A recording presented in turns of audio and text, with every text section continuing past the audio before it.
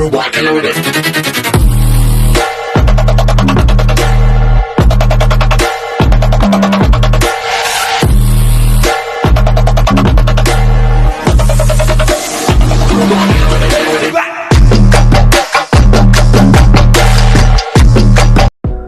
video ini akan menjelaskan enkulturasi dan sosial kebudayaan. Apa sih yang dimaksud dengan enkulturasi?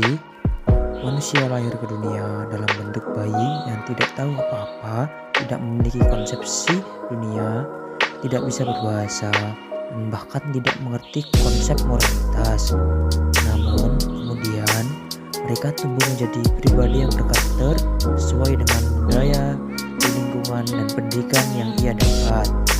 Proses berkembangnya manusia dalam budaya tersebut disebut sebagai enkulturasi.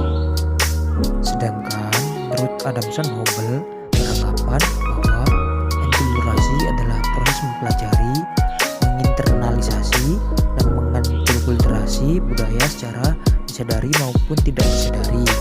Menurut Hobel, enkulturasi terus terjadi dari seorang masih bayi hingga kematiannya, sehingga manusia dapat hidup dengan baik serta memiliki kesadaran akan hak dan kewajiban miliknya maupun milik orang lain. Selanjutnya adalah proses enkulturasi. Proses enkulturasi terjadi dari mulai bayi lahir yang diurus oleh keluarganya.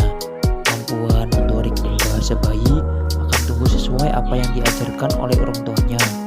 Mereka akan tumbuh dengan meniru perilaku dan kebiasaan anggota keluarga yang serumah.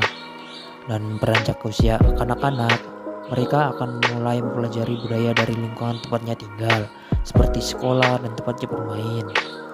Pada masa ini, anak-anak akan mencontoh budaya yang berlaku di kedua tempat tersebut dan menyesuaikan diri karenanya.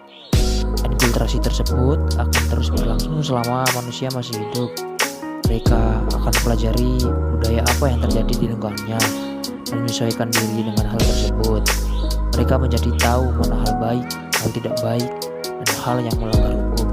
Bagaimana berkomunikasi, berperilaku, dan bagaimana menyelesaikan suatu permasalahan. Hal tersebut dilakukan semata-mata agar bisa menjalani hidup dengan baik dan bersosialisasi dengan sekitar.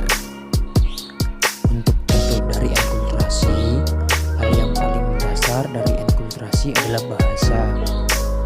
Maksudnya adalah seseorang akan tumbuh dengan bahasa yang sesuai dengan tempat tinggalnya, yaitu bahasa ibu. Kalau mereka belajar bahasa lain, bahasa ibulah yang menjadi bahasa paling fasihnya. Sebagai contoh, orang yang tumbuh di Jawa akan berbahasa Jawa. Untuk berikutnya, kita akan bahas sosialisasi kebudayaan. Sosialisasi kebudayaan adalah kumpulan nilai-nilai, keterampilan, norma-norma, peraturan, dan kebiasaan-kebiasaan yang dipelajari dan diwariskan dari satu generasi ke generasi yang berikutnya, yang diteruskan melalui proses sosialisasi. Terdapat beberapa faktor terjadinya sosialisasi, diantaranya adalah yang pertama, apa yang disosialisasikan merupakan informasi yang akan diberikan kepada masyarakat berupa nilai, norma, dan peran. Dan yang kedua, bagaimana cara mensosialisasikan, melibatkan proses pembelajaran. Dan yang ketiga, siapa yang mensosialisasikan, institusi, media massa, individu, dan kelompok.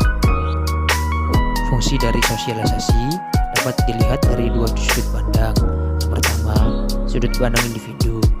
Sosialisasi berfungsi sebagai sarana pengenalan, pengakuan, dan penyesuaian diri terhadap nilai-nilai, norma, dan struktur sosial.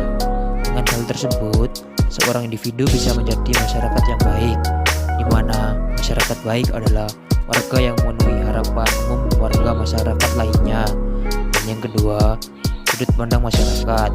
Sosialisasi berfungsi sebagai sarana pelestarian, penyebarluasan, dan perwarisan nilai-nilai serta norma sosial.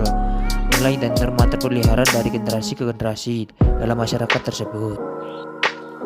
Untuk contoh dari sosialisasi kebudayaan, salah satunya adalah menghormati orang lain adalah salah satu contoh dari sosialisasi kebudayaan. Yang dimaksud adalah tidak menggunakan ponsel saat diajak bicara, menundukkan badan ketika lewat di depan orang yang lebih tua, dan tidak memotong pembicaraan orang lain saat berbicara.